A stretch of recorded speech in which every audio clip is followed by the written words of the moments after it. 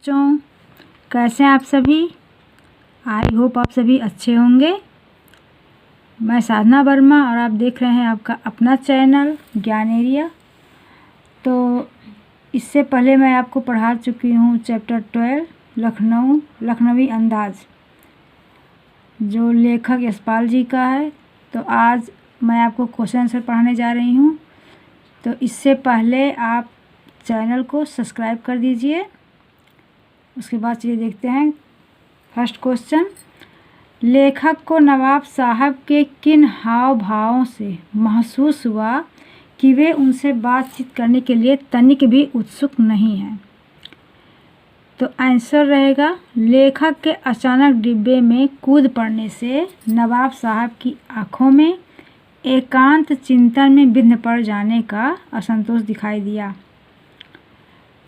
Train में लेखक के साथ बातचीत करने के लिए नवाब साहब ने कोई उत्साह नहीं प्रकट किया, जबकि दोनों एक ही डिब्बे में रहते हैं, आमने सामने रहते हैं, तब भी दोनों में बातचीत नहीं होता है। इससे लेखक को स्वयं के प्रति नवाब साहब की उदासीनता का आभास हुआ।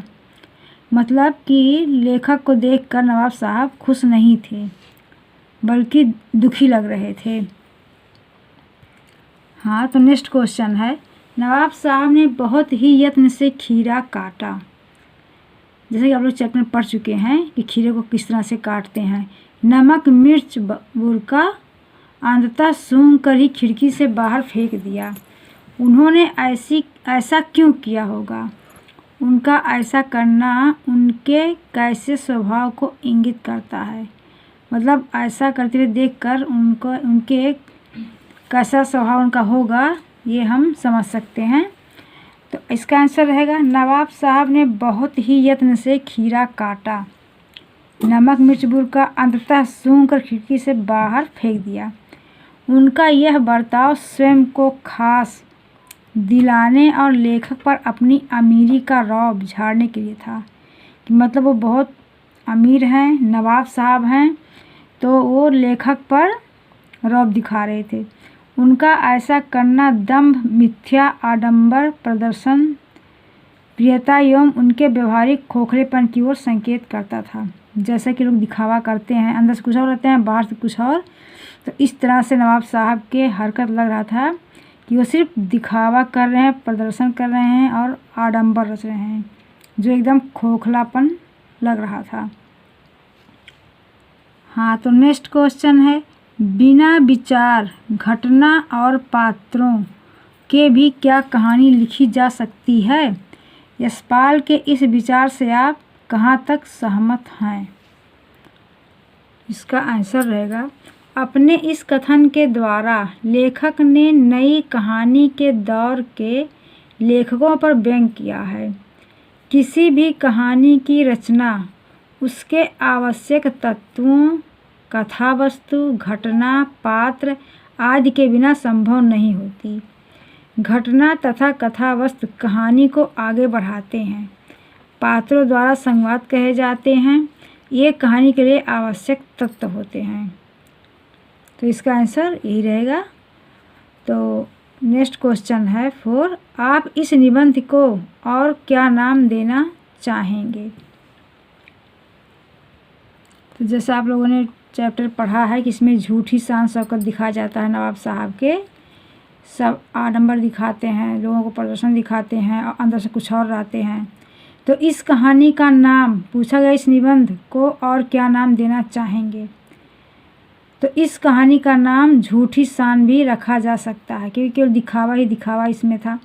क्योंकि नवाब ने अपनी झूठी शान शौकत को बरकरार रखने के उद्देश्य से अपनी इच्छा को नष्ट कर दिया। क्योंकि इसमें नवाब साहब की इच्छा क्या थी? खीरे को खाना, लेकिन उसका रसा स्वादन करके नीचे फेंक देते हैं सारे खीरे के फाकों को।